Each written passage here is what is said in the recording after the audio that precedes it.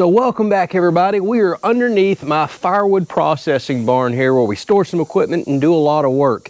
But we need some more power out here so we can run more equipment. Yeah, also in today's episode, I've had a bunch of people ask me to do some more solar content. Well, wish granted. Today we have got some panels here, got quite a few stacked over there. We're going to be adding more power to our barn out here. Ultimately, we're going to be sending more power to our Orient power inverter here. It's got a second solar input, so we're going to run another set of panels to that, and that'll keep our big battery topped off. So here's the thing. I've got plenty of power as is, been working great, but we are about to start running more equipment out here. Bigger fans, more fans. We're going to do some wall-mounted fans in this episode. We're now running diesel tanks, fuel transfer pumps, all that stuff, and we're probably going to get a larger powered electric saw out here in the future, so we just need more power. So let me explain what we're doing real quick, and then we're going to get to work because a lot of y'all enjoy the solar content. You can see how far away we are from the shop over there, so we decided to just run this on solar power since people love the series. And what we're currently using is 5 of these eco-worthy bifacial panels. What that means is these panels can collect solar input from the front, and because they're not coated on the rear, you see that they're nice and black, they can actually catch some reflection off of anything, whether it be rock or this reflective material I got right here or a painted house, and they collect solar input from the back side. Now this 5-panel array right here has been perfectly fine for powering my barn up, but I've been trying to do more work throughout the winter, more firewood processing, we're adding more equipment, and now I want to run quite a few fans. So the problem I'm about to run into is that array is no longer going to be big enough. And we're going to take all these panels and mount them up on the roof, because during the summertime when I need this extra power, when I'm running all the fans, the sun actually comes over the trees, cuts across the barn and goes that direction. So the majority of the day, if I mount the panels up here, they're going to get full direct sunlight. In the wintertime when the sun's a little lower, they are actually going to be shaded out a little. That's no problem because I'm not running all these extra fans and other equipment in the wintertime, and that array will always be out in the sunshine. So we're good. They're going to complement each other. And I've never done roof mounted panels. I'm not a big fan of them on houses and other things where there's a problem for leaks, but out here on a barn, it won't be a problem at all. We can see if we ever have a leak. We're going to make sure we install these where we don't get a leak, and we're going to try something new today. All right, so let me show you what we got. I am going to try eco-worthy's 195 watt panels here. That's exactly what those are, except these are not bifacial. You see how the backside's coated? That's great. That's what you want for a roof, because these are going to be flat on the roof up there. We're not going to get no reflection behind them, so it would not benefit me at all to go with bifacial up there. And I wanted to do a comparison between the non-bifacial to bifacial. And since we have 2 separate solar inputs in here, we can go to each on the panels and see what each are producing. We're going to do your regular, what they call Z brackets right here, the cheapest mounts you can. They bolt right on. That's one thing I've always liked about eco-worthy. They have all kinds of mounting systems, from those cheap Z brackets to this ground mount kit right here that I bought. I caught those on a pretty killer sale a while back. Those are also fully adjustable. Comes where you can move your panel side to side, mount different types, all the way up to full solar tracking units. I've been very curious about one of those, and I've had a lot of y'all ask me to try one. You can literally mount it out here, and it will follow the sun throughout the day, giving you maximum solar input. If we get enough requests for that, we may mount one of those and test that out in the future. That's kind of a neat concept. We're just going to use a cheap set of these Z brackets that bolt right in these holes that's already on here. So this is very straightforward. Put that kit on just like this, put another bracket down here, and then we're going to put 2 on the other side. Now, you can use these standard brackets to mount against the side of a building, on a roof, against wood posts, metal posts. This is just kind of your standard bracket right here. And here's the thing, I'm producing enough power off that solar array back there behind me to run a couple of large fans, but we need additional power so we can not only run the fans, but we want extra power for charging our battery at the same time. It's also nice to have extra power on cloudy days. On sunny days, I'm going to produce more power than I need, but on cloudy days, 2 different sets of solar arrays can then produce even more power because they're shaded out and cloudy. So keep that in mind when you're sizing out your solar system. Do not size it out for always perfectly sunny days. That is just not the case. You want it actually overproducing on sunny days so you have extra power on cloudy days, or the proper amount of power. Also in wintertime, the sun is going to be lower on the horizon and you're going to be producing less power. Now before we go throw this panel on the roof, let's have a quick conversation about some of the specs back here. What we're looking at is max power voltage. That is going to be under load, not open circuit voltage. 20.2 volts is what we should expect, and around 9.6, we'll just round that up to 10 amps. So the reason that's important, we have two solar chargers in here. That's why we have two separate inputs, and they require a minimum of 90 volts in order to kick on, activate, and start charging a battery. So we want to make for sure that we at least go another 10 plus volts above that. What that ultimately means is I can't run 4 panels on this particular solar charger. That's why I had to get 5 panels, and we're going to series them. I'm going to show you that up on the roof right there, but we're going to daisy chain all these panels together in series, connecting a positive to negative on every single panel. So long story short, whenever you series, you raise voltage and your amperage stays the same. So again, we're at 20 volts right here. So we're going to hook one positive, and we're going to have another panel right here, hook to it negative, one positive, one negative, daisy chaining down. So we're going to go from 20 volts to 40 volts to 60 to 80 to 100 volts is going to be our output, but we're going to remain at 10 amps because we are seriesing positive to negative, positive to negative. I at least hit and go above the minimum voltage in order to trigger and turn on our system for charging. That's very important because every solar charger is going to be different. You need to pay attention to those specs before you order panels, because you may not order enough to make that happen.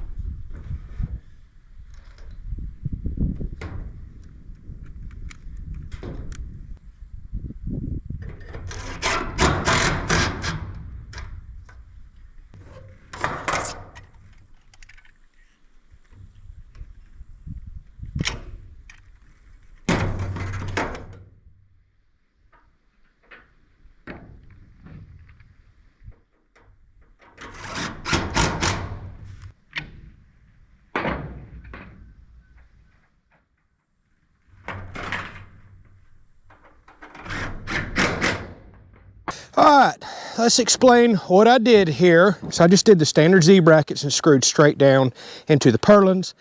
I got to go back and add a screw to every bracket, but you can see the way those hook here. Now here's the only thing I don't like about using the Z brackets. They have the panel close to the roof. So that means there's not going to be as much cooling underneath the panel, although yes, airflow can still absolutely go underneath these. And the hotter a panel gets, the less efficient it will be. So cooling from the backside is a good thing. But as you can see, we're still gapped up nicely. Air will go underneath, but keep that in mind. In the future, I think I'll put a roof mount system in that has rails that run across. I can go ahead and pre-set that up and then come back and put the panels in solo. But this is the easiest thing I come up with a one-man job. Now here's something I want to show y'all. Off the end of this panel is a negative, this one right here. Off the end of this top panel is the positive. So that means we had a negative left under this one, which I looped over and hooked to the positive on that one. It means we got a negative left for that one, which I hooked to the positive on that one. Negative to positive on this one, negative to positive on this one, and then we're left with a negative over here. So we're just making a full loop all the way through. Negative to positive, negative to positive, negative to positive, and we're left with two negatives and positives that go down to our system. That's called series whenever you jump positive to negative. That raises your voltage. Remember, we need that in order to kick on our solar charge controller. If you're wanting to raise amperage, you would hook positive, positive, negative, negative, and you'd have to buy some Y adapters or jumpers to continue going or to hook to wires going downstairs. I recommend anytime that you can get away with raising your voltage, do that, because you can run a smaller wire with higher voltage, not higher amperage, and you don't need all the adapters. You can just daisy chain through this and run out. The only time you don't want to do that is if your system has a low voltage input or a low voltage maximum. Mine can go up to several hundred volts, so we're nowhere near the maximum. Then you may have to increase your amperage. I'm not going to go into much more detail on this on the channel because we've covered it so much. I'll try to remember to put some videos at the end of this one explaining that. All right, so here we are. We're going to have 100 volts worth of panels. Since we have 5 series 20 volts, I can always come back and add as many as I want on this roof. We've been getting sun for hours. You can see the closest shade on the roof's all the way down here, so we're good to go. Now we need to go run wires down the outside of the building to my solar charge controller. We are officially done up here. All my screw holes, by the way, too, I used screws with rubber washers, and I shot some really nice outdoor rated silicone down in each hole before screwing down as well, so it should be nice and waterproof. All right, since I've been doing so much solar over the last year, I've just started buying my solar wire in 500-foot rolls. So I'm using a 10 gauge wire, definitely overkill for what we're going to be doing, but if we ever need to upgrade in the future, we can. So we're going to have to put our own ends on it since I bought this in bulk and did not buy pre-made wire. By the way, this is a good time to mention, this is an unpermitted agricultural barn right here. You do not pull permits on them here in our state and our county. You can try, they will deny it. If you're going to be running solar like this into a permitted structure, particularly in enclosed structures where we start pulling our permits here, a home, an enclosed shop, things such as that, you're going to have to follow some additional steps. You're going to have to put some of this wire in specialized conduit, and the conduit does change type once you enter a structure. And you're going to have to put something up top that's called a rapid shutdown. So in the event of a structure fire, you can rapid shut down the power coming from the panels downstairs. Here in this structure that's easily accessible, we can just literally unplug the wires. So keep that in mind. Your wiring will be different if you're pulling code on this. So back to our hookup here. Since I'm going to be using the same color wire, this one's going to be my ground. So I'm just going to tape off the end with some electrical tape. Now I know this is my ground because I just bought a big roll of red to save some money.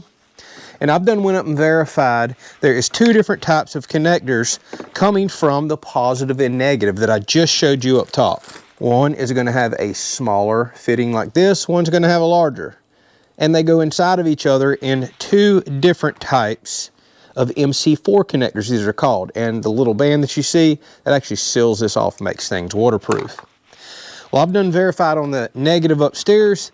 It looks like this and has the small pin connector on the inside. So that means my negative is going to have this size with the large connector to slide over the small pin. So you're going to need to verify that as you're building your wiring out. So I got a small kit with a specialized solar crimper. I can put a link in the description. I bought mine off of Amazon for very cheap. And long story short, we're going to strip back our wire. We're going to put it in one of these included connectors. You've got different size crimpers right there. We're going to use the largest one on the bottom because we're running large connectors and 10 gauge wiring. And we're just going to ratchet down and crimp on this end. We'll straighten it up. We'll give it a nice good tug. This thing crimps very, very well. Now we can take our connector here. It's the same on both sides, except the connector will be different. We'll put this screw-on cap over our new crimp connector. You want to make sure you've got your waterproof seal in there. We're going to push this in till we hear it snap. There we go, very audible. Now it can't pull back out. We're going to screw this connector on nice and tight. It actually comes with a little tool in here to do this because what it's doing is compressing down on that little blue rubber fitting that I just showed you, sealing off this connector because this will actually be exposed to some moisture. There is a little wrench included with this kit that I got, so if you really want to tighten some of this off. Now we've got one end made up. I can connect it, run it down, figure out my length wire, cut that side, and then we're going to come on and do the same exact thing on the other side except with a small connector and this style MC4 connector because it needs to be the exact opposite of this to fit on the wiring.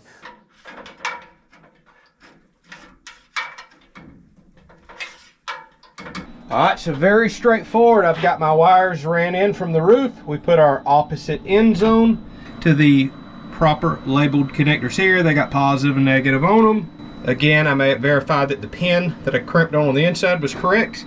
All right, so now we're gonna make our final connection to our other solar input.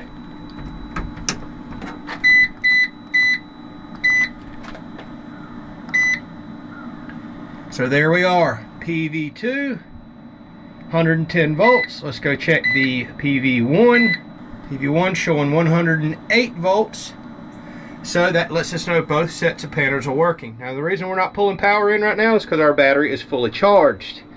So we'll run this down and then do some tests. All right, so here we are a couple days later after taking a holiday break, and we're back to installing some fans and wiring out here. So we're really gonna be sprucing our wood shop up over the next few months, because now that we're going into fall down here in the south, this is the time that I come out here and do all of my firewood splitting and other things that we have planned down here. So one thing I work in this area a lot. I put a little bandsaw up here. I usually back my Ranger up, and I process a lot of cooking woods right here through the bandsaw.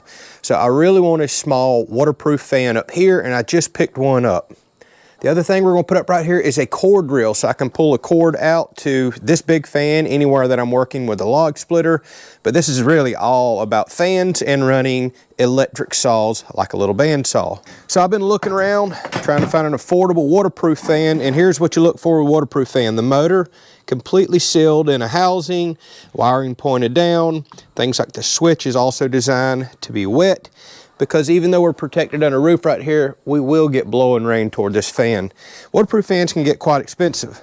So, as typically is the case, either Harbor Freight or Vevor was the cheapest I could find this fan, and I had some coupon codes, so I got it for relatively affordable. And then in the future, I've then ordered some waterproof boxes. We're gonna be adding another waterproof box on the side of the building over here to where I plug in all of my fuel pumps. So there'll be a little bit more wiring coming, and eventually we're gonna seal this up and paint it, but they're calling for rain for the next 2 weeks, so it's not even on my mind right now.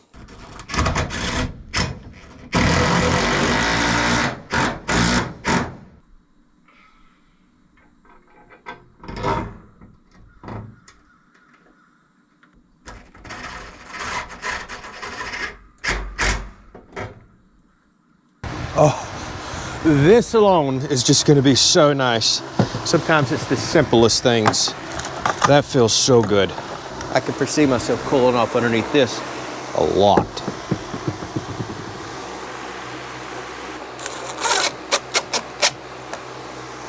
All right, let me show you what I have been buying.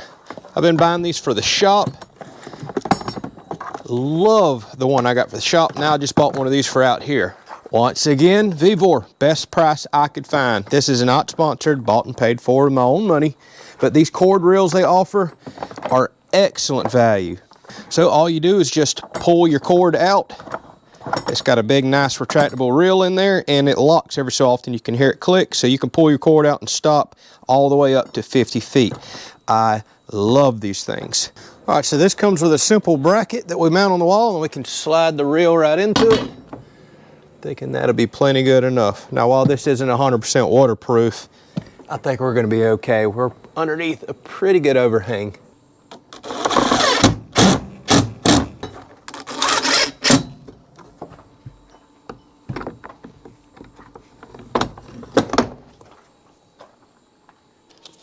All right, let's get this plugged in. I can already tell I need to put a hook up here for these, and I need to change this box front out as well to something fully encased and weatherproof. All right, so check this out. Pull all of the cord out that I need. See how it just locked in? Just let it loose. Rolls the cord right back up. These things are a must-have in a shop. I love these. No more fighting with extension cords. Now I can move my big fan around anywhere, and I've got a plug in anywhere in my shop that I need it. Oh, this is gonna be nice. Now I can have some serious air when I'm out here splitting woods. And I'm probably gonna get me a nice pedestal fan as well. That way when me and Tiffany's splitting, we'll have up to 3 fans running. This is gonna be a game changer for me working out here in the spring and summer. Oh yeah, I like it. I like it a lot. All right, this is the first sun that I've seen today. Let's do a quick comparison. It's a really cloudy day between these panels right here, which is EcoWorthy's bifacial panels. Again, they can collect from the backside. 195 watts, and then I've got 5 of EcoWorthy 195 watt non-bifacial panels on the roof. Now you can see we just lost sunlight. Now we're back cloudy again, but let's do a quick comparison between the two.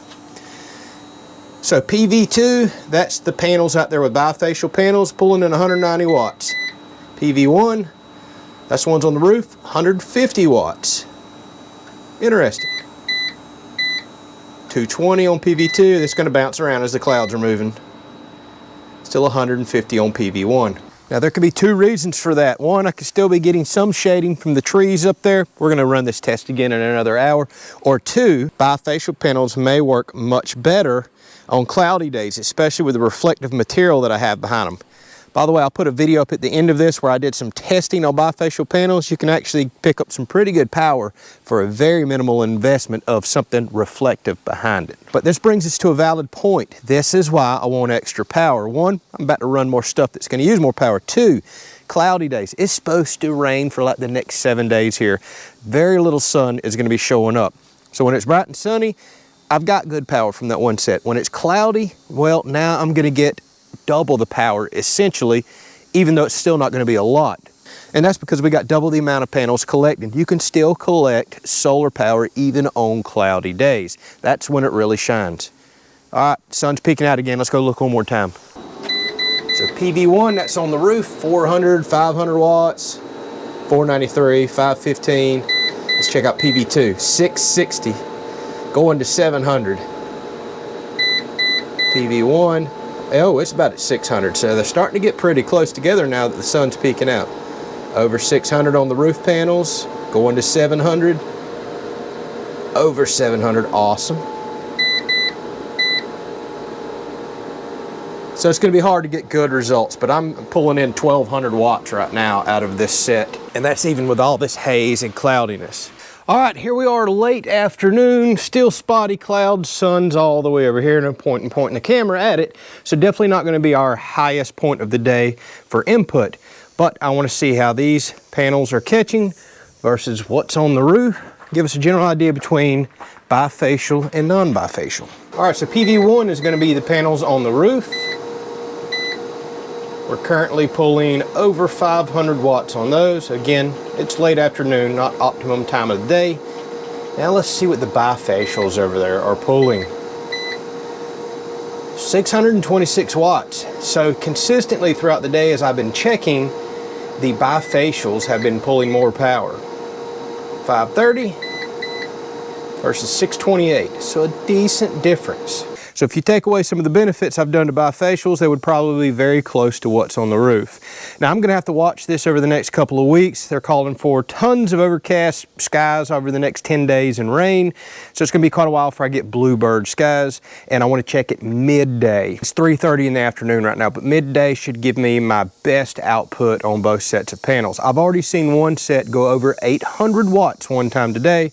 That's starting to get up toward the 900 and something watts max that we could ever see out of these panels, because they're 195 watts each times 5. Ultimately, what we've done, it wasn't about testing bifacial versus non-bifacial panels, but I'm very curious about that, and I know y'all are. It was just about trying to double my power out here. So getting 15, 16, 17, maybe 1800 watts during the middle of the day, during the peak, when it's hot and I'm going to be running multiple fans and power tools and things such as that, awesome. I should never exceed that power output. Majority of the time it's going to be running a few hundred watts of fans, and then the other 1000+ watts that we're creating throughout the day, well, that can go straight into charging the battery. That's going to be absolutely perfect. Full disclosure, EcoWorthy did send me the panels out. They sent me some of those out there, and I actually bought some of those off of Amazon. And I typically put the Amazon links down there. So I'll put the ones for the bifacials if you're curious about it. I'll put the video at the end of this, and I'll put the links to the ones that they sent out. I appreciate them doing that. We'll go ahead and put the brackets and everything else in there. Hopefully y'all learned a little something with this episode. Appreciate y'all watching. We have a huge solar series coming. I have a 4,000 watt solar array that we're about to build over by the house. That's coming up in a few weeks, and that's what's going to take care of our emergency backup needs. It's going to keep our shop completely off grid over there, and then it's going to back the house up when we get these hurricanes rains and storms and other things that's been knocking our power out. We can flip on our big systems, put a few thousand watts of solar to it, keep on running through the power outages. Thanks for watching. We'll catch you on the next one.